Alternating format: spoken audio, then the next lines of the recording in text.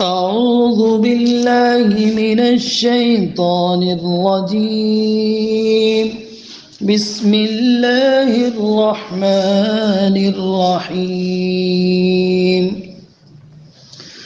والذين هاجروا في سبيل الله ثم قتلوا أو ماتوا ليرزقنهم الله رزقا حسنا وإن الله لهو خير الرازقين. ليدخلنهم مدخلا يرضونه وإن الله لعليم حليم. ذلك ومن عاقب بمثل ما عوقب به ثم بغي عليه لينصرنه الله إن الله لعفو غفور. ذلك بأن الله يولج الليل في النهار ويولج النهار في الليل وأن الله سميع بصير. ذلك بأن الله هو الحق وأن ما يدعون من دونه هو الباطل وأن الله هو العلي الكبير. ألم تر أن الله أنزل من السماء ماء فتصبح الأرض مخضرة إن الله لطيف خبير. له ما في السماوات وما في الأرض وإن الله لهو الغني الحميد. اور جن لوگوں نے ہجرت کی والذین ہاجروا اور وہ لوگ جنہوں نے ہجرت کی فی سبیل اللہ اللہ کے راستے میں ثم قتلوا پھر قتل کر دیے گئے او ماتوا یا وفات پا گئے اپنی موت آپ مر گئے طبعی موت مر گئے لَيَرْزُقَنَّهُمُ اللَّهُ رِزْقًا حَسَنًا تو اللہ تعالی ان کو ضرور بالضرور اچھا رزق عطا کرے گا وَإِنَّ اللَّهَ لَهُوَ خَيْرُ الرَّازِقِينَ اور یقیناً اللہ ہی بہترین رزق دینے والا ہے. لَيُدْخِلَنَّهُمْ مُدْخَلًا يَرْضَوْنَهُ وَإِنَّ اللَّهَ لَعَلِيمٌ حَلِيمٌ اور وہ یقیناً وہ ان کو ایسی جگہ داخل کرے گا جسے وہ پسند کرتے ہیں اور اللہ یقیناً علم اور حلم والا ہے. ذالک یہ ہے مومنوں کا کردار مومنانہ کردار. ذالک کی طرف اشارہ کر کے یہ ہے مومنوں کا کردار. یہ حال بیان ہوا. اب دوسری بات شروع ہو رہی ہے. وَمَنْ عَاقَبَ بِمِثْلِ مَا عُوقِبَ بِهِ اور جن لوگوں نے اتنا ہی عذاب اور سزا دی جس قدر ان پر ظلم کیا گیا. ثم بغی علیہ پھر ان پر زیادتی کی گئی. لینصرنہ اللہ تو اللہ تعالی ضرور ان کی مدد کرے گا. وَإِنَّ اللَّهَ لَعَفُوٌّ غَفُورٌ یقیناً اللہ معاف کرنے والا اور بخشنے والا ہے.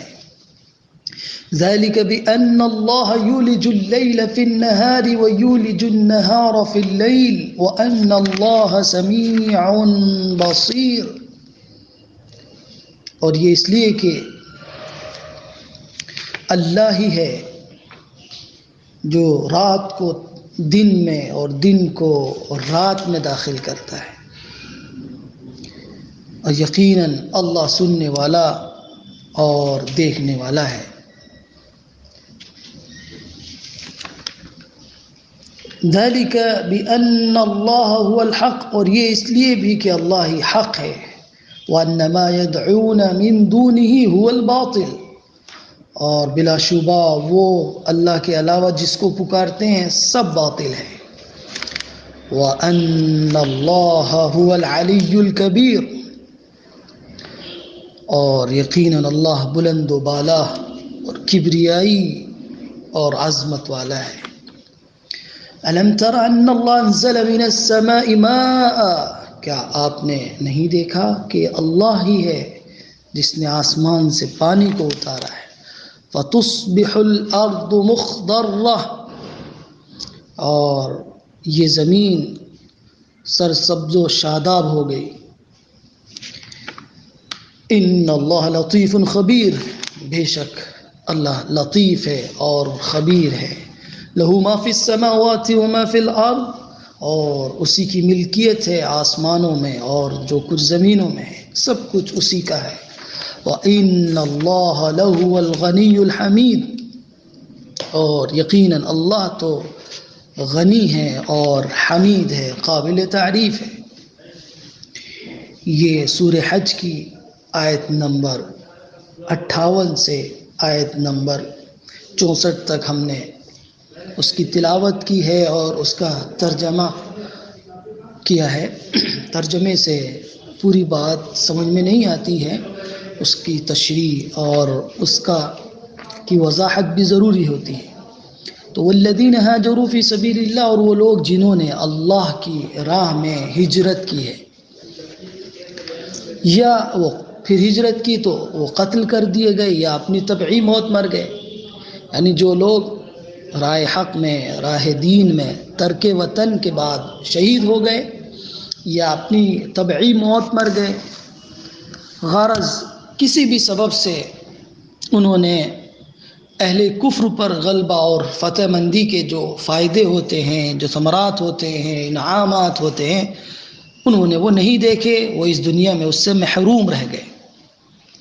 تو اللہ تعالیٰ کہہ رہا ہے کہ وہ اطمینان رکھیں، وہ اطمینان رکھیں، کیوں؟ انہوں نے اسلام کی حمایت میں، اس کے فروغ کے لیے اور دین کی اقامت کے لیے اور اللہ کے کلمہ کو بلند کرنے کے لیے، دین کو سر بلند کرنے کے لیے انہوں نے بہت محنتیں کی ہیں، کوششیں کی ہیں، جان توڑ انہوں نے جد و جہد کی ہے، اور دین کے لیے رسول کی اتباع میں انہوں نے سب کچھ، اپنا گھر، اپنا مکان، اپنی زمین، اپنی جائیداد، اور اپنے بیوی بچے، اپنے ماں باپ، اپنے عزیز و اقارب، اپنے دوست و احباب، اپنی گلیاں، اپنے کوچے، اپنا آرام سکھ، سب کچھ انہوں نے اللہ کی راہ میں قربان کر دیا، پھر ان کو شہید کر دیا گیا یا وہ اپنی موت مر گئے، تو وہ اطمینان رکھیں کہ اللہ ان کو ایسی جنت ضرور عطا کرے گا جو اعلیٰ نعمتوں سے بھری ہوگی، اور وہ ان نعمتوں سے مستفید ہوں گے۔ اللہ ان کو جنت کی بشارت دے رہا ہے، اور یہ کہہ رہا ہے کہ لَيَرْزُقَنَّهُمُ اللَّهُ رِزْقًا حَسَنًا، اور ان کو بہترین رزق اللہ تعالیٰ عطا کریں گے، بہترین رزق عطا کریں گے۔ رزق کا مفہوم پہلے بھی آیا تھا کہ بہت وسیع ہوتا ہے، یہ صرف کھانے پینے کی چیزیں ہی اس سے مراد نہیں ہوتی ہیں، اس میں سب کچھ آتا ہے۔ اس دنیا کے اعتبار سے بھی رزق کے معنی و مفہوم میں بہت وسعت ہے، اور اسی طرح آخرت کی نعمتوں کے اعتبار سے بھی اس کے اندر بہت وسعت ہے۔ رزق کریم جب دنیا سے اس کا تعلق ہوگا تو اس کے اندر بہت ساری چیزیں آ جاتی ہیں، اس کے اندر انسان کی صحت بھی آتی ہے، اس کے اندر اس کی مال و دولت بھی آتا ہے، اس کے اندر گھر بار بھی آتا ہے، اس کے اندر بیوی بچے بھی آتے ہیں، اس کے اندر سمجھنے کی صلاحیت بھی اس رزق کے اندر آ جاتی ہے، انڈرسٹینڈنگ بھی آتی ہے، اس کے اندر شعور بھی آتا ہے، احباب بھی آتے ہیں، اور بے شمار چیزیں جو بھی اللہ عطا کرتا ہے وہ سب اس کے اندر آ جاتی ہیں۔ ابھی آخرت کے اعتبار سے اللہ کہہ رہا ہے کہ وہ اللہ کی راہ میں شہید ہوئے ہیں یا اپنی طبعی موت اللہ کے راستے میں مر گئے ہیں، اور انہوں نے اپنی آخری سانس اللہ کے دین کی سربلندی کے لیے، اللہ کے دین کو غالب کرنے کے لیے، اللہ کے دین کی تبلیغ کے لیے، اللہ کے دین کی اشاعت کے لیے انہوں نے اپنا وطن چھوڑا ہے، اپنا سب کچھ چھوڑا ہے، ہاجرہ ہر چیز انہوں نے چھوڑ دی ہے. ترک وطن کو کہتے ہیں ہجرت، اپنے ترک وطن کرنا ہجرت، اور باقی ہر چیز انہوں نے چھوڑی ہے اللہ کے لیے. تو اللہ کہہ رہا ہے کہ ہم نے بھی ان کو تنہا نہیں چھوڑا ہے، ہم ان کو نوازیں گے، ایسی نعمت سے نوازیں گے کہ لَيَرْزُقَنَّهُمُ اللَّهُ رِزْقًا حَسَنًا، یعنی ساری نعمتیں، راحتیں، آسائشیں ہر قسم کی اس کے اندر آ گئی ہے، ہم ان کو عطا کریں گے، اس لیے کہ انہوں نے ہمارے لیے اپنا وطن چھوڑا ہے. میں نے ایک اصول بنیادی طور پر آپ کو یہ پہلے بھی بتایا تھا کہ جو کوئی شخص اللہ کے لیے کچھ چھوڑتا ہے تو اللہ اسے تنہا نہیں چھوڑتا ہے، اللہ اسے بیار و مددگار نہیں چھوڑتا ہے. اگر دنیا میں اس نے وہ نعمتیں نہیں دیکھ پایا ہے اور دنیا میں اس کا بدلہ اس کو نہیں ملا ہے تو آخرت میں اس سے بہترین بدلہ اللہ تعالیٰ اس کو عطا کرنے والا ہے. اور اللہ تعالیٰ اشارہ کر رہا ہے کہ وَإِنَّ اللَّهَ لَهُوَ خَيْرُ الرَّازِقِينَ، تو اس میں اس حقیقت کی طرف اشارہ ہے کہ خدا جب خیر الرازقین ہے تو کون اندازہ کر سکتا ہے کہ وہ ان لوگوں کو کیا کیا رزق عطا کرے گا جو اس کی خاطر اپنا گھر، اپنے عزیز و اقارب، اپنی یادیں سب کچھ چھوڑ کر اٹھ کھڑے ہوئے ہیں. تو اللہ تعالیٰ ان کو کیسی کیسی نعمتوں سے نوازے گا. وَإِنَّ اللَّهَ لَهُوَ خَيْرُ الرَّازِقِينَ. اور اگر وہ اللہ کے راستے میں گئے ہیں اور شہید نہیں ہوئے اور آگے چلے گئے تو اللہ تعالیٰ ان کو دارالہجرت سے نوازتا ہے، ایسا گھر عطا کرتا ہے، وہاں ان کی حفاظت کے سامان کرتا ہے. تو ان اللہ لہو خیر الرازقین. تو پہلی نعمت تو یہ ہوئی کہ اللہ تعالیٰ ان کو رزق حسن عطا کرے گا. پھر لَيُدْخِلَنَّهُمْ مُدْخَلًا يَرْضَوْنَهُ، اور اللہ تعالیٰ ضرور بھی ضرور ان کو ایسی جگہ داخل کرے گا جس میں وہ راضی ہو جائیں گے. واہ کیا تعبیر ہے! اللہ ان کو خوش کر دے گا. یرضونہ نہایت مختصر لفظ ہے لیکن اس کے اندر معانی کا ایک جہاں پوشیدہ ہے، سمندر موجود ہے اس کے اندر. یعنی خدا کی خاطر جو بندہ اپنے گھر اور وطن سے نکلتا ہے، اگر اسی راہ میں اس کو موت آ جاتی ہے تو وہ اطمینان رکھے کہ خدا اس کو ایسی جگہ داخل کرے گا جہاں اس کی ساری توقعات ہی پوری نہیں ہو جائیں گی بلکہ وہ کچھ اس کو ملے گا جس کا اس جہاں میں وہ کوئی تصور بھی نہیں کر سکتا، اس نے سوچا بھی نہیں ہوگا. تو مدخل داخل ہونے کی جگہ یعنی جنت، ایسی جنت میں داخل کرے گا. یرضونہ، اسے دیکھ کر وہ خوش ہو جائے گا، راضی ہو جائے گا. اور یہ سب کیوں؟ وَإِنَّ اللَّهَ لَعَلِيمٌ حَلِيمٌ، بے شک اللہ تعالیٰ جاننے والا ہے اور بردبار ہے. حلیم تحمل والا، باوقار صفت مشبہ کا صیغہ ہے اور علیم بھی صفت مشبہ کا صیغہ ہے. یعنی علیم وہ جانتا ہے کہ کس نے فی الحقیقت اس راہ میں گھر بار چھوڑا ہے اور وہ کس انعام کا مستحق ہے، یہ اللہ تعالیٰ جانتا ہے. یہ اس لیے علیم کی صفت یہ ہے کہ اللہ ان کو جانتا ہے انہوں نے کس نیت کے ساتھ، کس خلوص کے ساتھ اور کس جذبے کے ساتھ اللہ کی راہ میں اپنے گھر بار چھوڑ کر آئے ہیں، اپنے عزیز و اقارب کو خیر بات کہہ کے آئے ہیں، اپنی جہاں پلے بڑے ہیں اپنی یادوں کو اللہ کے لیے چھوڑ کر آئے ہیں. تو اللہ جانتا ہے ان کو اب یہ کس انعام کے مستحق ہے. اور آگے اس کی صفت دوسری حلیم کا تذکرہ، یعنی یہ ایسے لوگوں کی چھوٹی چھوٹی لغزشوں، کوتاہیوں اور کمزوریوں کی وجہ سے ان کی اللہ تعالیٰ بڑی خدمات اور قربانیوں پر پانی نہیں پھیر دینے والا ہے، پانی نہیں پھیرے گا بلکہ ان سے درگزر فرمائے گا اور ان کی ان لغزشات کو معاف کر دے گا، ان کے قصور کو معاف کر دے گا اور ان کو نعمتوں بھری جنت سے نوازے گا. تو ذالک یہ حال ہے ان لوگوں کا جنہوں نے اللہ کے راہ میں گھر بار چھوڑا ہے. مومنانہ کردار کو یہاں بیان کر کے اللہ تعالیٰ کہہ رہا ہے آگے وَمَنْ عَاقَبَ بِمِثْلِ مَا عُوقِبَ بِهِ، اور جس نے سزا دی، عاقب بدلہ لینا، سزا دینا، اور عوقبہ جس کو سزا دی گئی، تکلیف پہنچائی گئی، اسے ستایا گیا، تو جس شخص نے اسی کے مثل جیسا اس کو ستایا گیا ہے، جس کو سزا دی گئی ہے، اسی طرح اس کا بدلہ لے لیا. ثم بغی علیہ، پھر اس پر زیادتی کی گئی، لینصرنہ اللہ، تو اللہ تعالیٰ اس کی ضرور مدد کرے گا. مطلب یہ ہے کہ یہ بات جو کہی گئی ہے کوئی سرسری بات نہیں ہے، بلکہ نہایت اہم حقیقت اس کے اندر بیان ہوئی ہے. اس کو دوست اور دشمن اچھی طرح سن لیں. یہ اعلان کیا جاتا ہے کہ مظلوم مسلمان اگر اپنے جان و مال کی حفاظت میں برابر سرابر کا کوئی اقدام کرے تو ان کو اس کا حق ہے.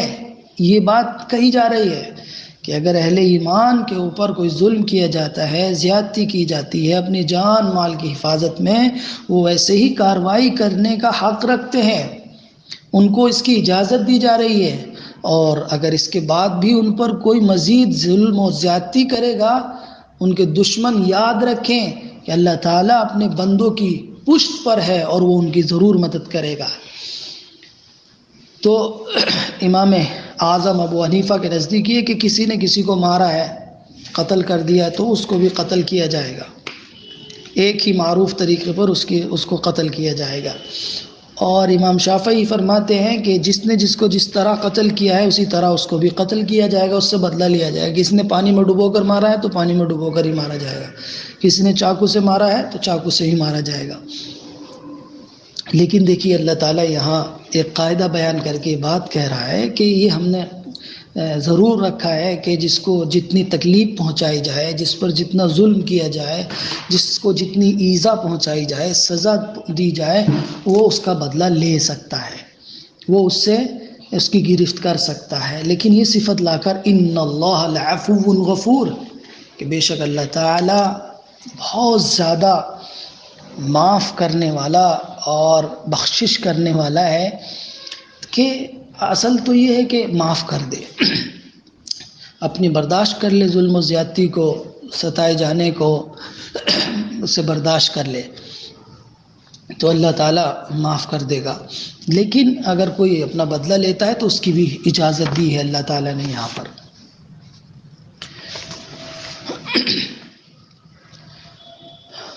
ذَلِكَ بِأَنَّ اللَّهَ يُولِجُ اللَّيْلَ فِي النَّهَارِ، یہ اس لیے ہے کہ اللہ تعالیٰ رات کو دن میں داخل کرتا ہے اور دن کو رات میں داخل کرتا ہے. اولج یولج ایلاج، داخل کرنا. ولوج کے معنی ہوتے ہیں ولجا، کسی تنگ جگہ میں داخل ہونے کے. قرآن میں ہے نا ایک دوسری جگہ پر حتی یلج الجمل فی سم الخیاط، ولجا یلج کسی تنگ جگہ میں داخل ہونا، اسی سے ہے.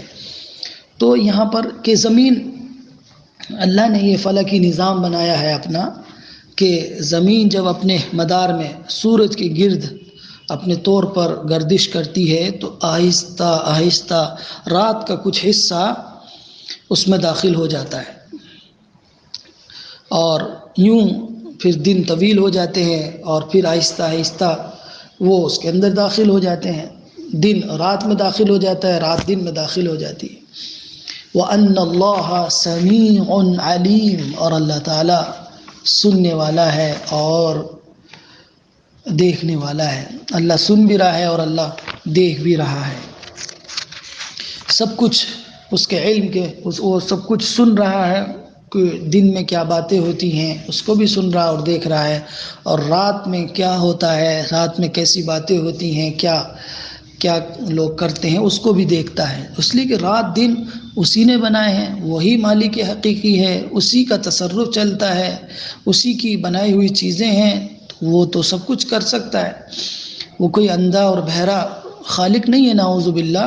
وہ اپنے نیک بندوں کے رات دن کے جو حالات ہیں اس سے بھی واقف ہے، اور جو لوگ زمین میں فساد مچانے والے ہیں، مشرک ہیں، بگڑے ہوئے لوگ ہیں، وہ اس دنیا میں کیا کیا کر رہے ہیں، دھاندلی کر رہے ہیں اور برائیاں پھیلا رہے ہیں، اللہ تعالیٰ اس سے بھی کوئی یہ نہیں بے خبر ہے، وہ سب کچھ دیکھ اور سن رہا ہے. اور خالی یہ صفت اس لیے ذکر نہیں کرتا ہے اللہ تعالیٰ کہ وہ دیکھ رہا ہے، وہ سن رہا ہے، بس وہ اس کے بدلے میں اس کی اچھے لوگوں کو اس کا اچھا بدلہ دے گا اور برا لوگوں کو اس کا برا بدلہ دے گا. یہ مطلب ہوتا ہے جب اللہ تعالیٰ اس طرح کی اپنی صفات کا ذکر کرتا ہے کہ اللہ تعالیٰ سنتا ہے اور اللہ تعالیٰ دیکھ رہا ہے. ہرگز اس کا مطلب نہیں کہ صفات ذکر کر کے اور اس کا یہ متنبع کرنے کے لیے، یہ جو لوگ اچھے ہیں ان کے لیے بشارت ہوتی ہے اس طرح کی صفات، اور جو لوگ بد ہیں، بیکار ہیں، باغی ہیں، فساد برپا کرنے والے ہیں، تو اللہ تعالیٰ ان کو یہ چیلنج کر رہا ہے، ان کو آگاہ کر رہا ہے کہ تمہاری ہر نقل و حرکت اور جو کچھ تمہاری سرگرمیاں ہیں اور جو برائیاں ہیں وہ سب اس کی نظروں میں ہیں، اس کے وہ سن رہا ہے یہ سب کچھ، اور جو اہل ایمان کے خلاف پلاننگ کر رہے ہیں اس کو بھی اللہ تعالیٰ دیکھ رہا ہے۔ تو یہ سب صفت لا کر اللہ تعالیٰ ان لوگوں کو ڈرا رہا ہے۔ اور جس طرح اللہ تعالیٰ رات کو دن میں اور دن کو رات میں داخل کر دیتا ہے، اسی طرح اللہ تعالیٰ لوگوں کے حالات بدل دیتا ہے۔ یہ لوگ یہ سمجھ رہے ہیں کہ اہل ایمان تھوڑے سے ہیں، ہم ان پر غالب آ جائیں گے اور ان کو ختم کر دیں گے، تو یہ ان کی بھول ہے کہ جب رات کی تاریکی بڑھ جاتی ہے تو صبح نمودار ہوتی ہے۔ تو اسی طرح ان کے اچھے دن آنے والے ہیں، ان کی صبح نمودار ہونے والی ہے۔ کفر کی تاریکی کو مٹا کر اللہ تعالیٰ دنیا کو ایمان کی روشنی سے جگمگا دے گا۔ اس کے لیے کیا مشکل ہے؟ جب وہ رات کو دن میں اور دن کو رات میں داخل کرتا ہے تو ان کے اہل ایمان کے حالات کو بدلنا اس کے لیے کیا مشکل ہے، اور ان کفر و شرک کرنے والے اور اللہ کے باغی کے حالات کو بدتر کر دینے میں اس کو کیا مشکل ہے؟ اس کی اپنی قدرت کا مشاہدہ کر کے، اپنی قدرت کا یہاں ذکر کر کے اللہ تعالیٰ یہ بتانا چاہتا ہے کہ دیکھو جس طرح ہم رات کو دن میں داخل کرتے ہیں اور دن کو رات میں داخل کرتے ہیں، اسی طرح ہم تمہارے حالات کو بھی تبدیل کر دیں گے۔ کیوں ایسا کیوں کرے گا؟ ذَلِكَ بِأَنَّ اللَّهُ هُوَ الْحَقُّ، اس لیے ہے یہ کہ وہی ذات حق ہے، تو وہی سب کچھ کرنے والی ہے۔ کائنات میں کوئی کسی کا حکم چلتا ہے، کسی کی ذات کار فرما ہے، تو وہ حقیقی ذات صرف اللہ کی ہے، وہ حق ہے۔ اور یہ لوگ جو اس کو اللہ کو چھوڑ کر جن چیزوں کو پوچھتے ہیں پکارتے ہیں، سب بے حقیقت ہے، محض وہم کی ایجاد ہے اور فریب ہے، دھوکے میں ہیں لوگ۔ یہ دھوکہ ہے، یہ باطل، هو الباطل، یہ سب دھوکہ ہے، یہ کوئی کام نہیں آنے والا۔ عظیم ہستی اللہ کی ہے، وَأَنَّ اللَّهَ هُوَ الْعَلِيُّ الْكَبِيرُ، عظیم ہستی اللہ کی ہے، وہ علی ہے۔ اللہ ہمہ پہلو بلندیوں اور رفعتوں اور عظمتوں کا مالک ہے۔ علی، اس کی ذات بلند ہے، اس کی صفات بلند ہے، اس کے حقوق اور اختیارات سب بلند ہیں۔ اس نے جو دین بھیجا ہے، اس کی جو شریعت ہے، اس کی جو تعلیمات ہیں، وہ سب بلند ہیں، یعنی اس سے نکلنے والی چیز ہر چیز بلندی کو پہنچتی ہے، اس کی ذات بلند ہے۔ تو وہ ان حق و باطل میں بالکل کیا کر دے گا؟ حق کو بلند کر کے دکھائے گا۔ کبیر، وہ بڑا ہے، اللہ بڑا ہے، اس اللہ کبریائی اور عظمت اس کی چادر ہے۔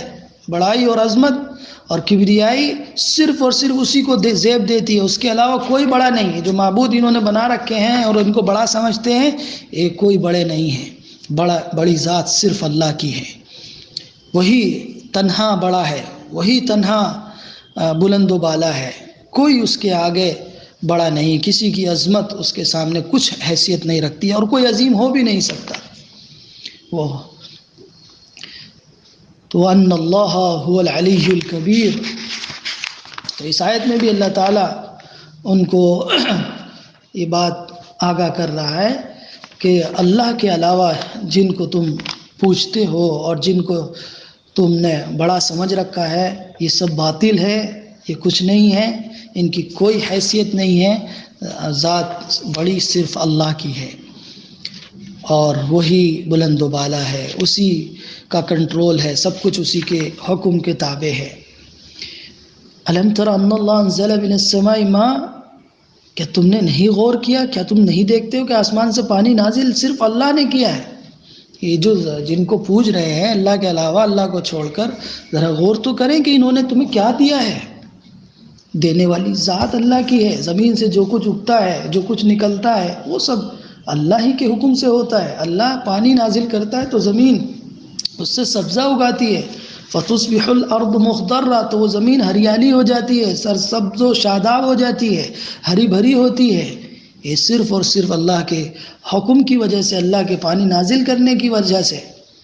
یہ جو جن کو یہ اللہ کے علاوہ پوج رہے ہیں اور ان کو بڑا سمجھ رہے ہیں، یہ تو کچھ بھی نہیں دیتے ہیں ان کو، یہ نہ نفع پہنچاتے ہیں نہ نقصان پہنچاتے ہیں۔ اللہ ہی کی ذات ہے کہ وہ آسمان سے پانی نازل کرتا ہے بادلوں کے ذریعے، وہ بادل جو ہے پانی نازل کرتے ہیں، پھر لمحہ بھر میں ہی ساری زمین جل تھل ہو جاتی ہے اور اس میں دیکھتے ہی دیکھتے ہر طرف سبزے کے باغات اور نباتات اگنے لگتے ہیں۔ یہ ہے اللہ تعالیٰ اپنے بندوں کی کس طرح خیال کرتا ہے، کس طرح ان کی ضرورت کو پورا کرتا ہے۔ کیوں؟ ان اللہ لطیف خبیر، اس لیے کہ اللہ تعالیٰ بہت باریک بین ہے اور بڑی خبر رکھنے والا ہے۔ لطیف کے معنی باریک بین اور دقیقہ رس کے ہیں، یعنی وہ اپنی تدبیروں کو اس طرح پورا کرتا ہے اور اس کو انجام دیتا ہے کہ کسی کو ان کا گمان بھی نہیں ہوتا۔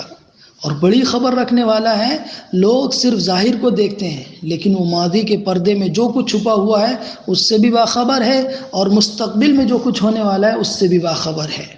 تو اپنے بندوں کو کس کس چیز کی کس موقع پر کیا ضرورت ہے اس نے ان کو بنایا ہے، زمین کو بنایا ہے اس نے، تو بندوں کی ضرورت کے اعتبار سے اللہ تعالیٰ وہ چیز زمین میں پیدا کرتا ہے۔ یہ ہے لطیف، یعنی اپنی تدبیروں کو بڑے ہی اچھے انداز میں، اچھوتے انداز میں کسی کو پتہ بھی نہیں چلتا اور سارے کام ہو جاتے ہیں۔